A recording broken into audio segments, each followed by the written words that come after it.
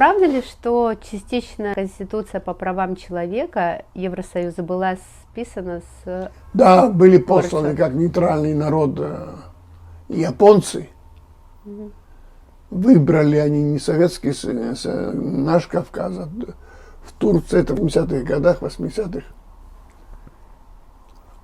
И чтобы изучить поведенческий этикет, обычное право кавказцев, и на основании этого составить проект Конституции.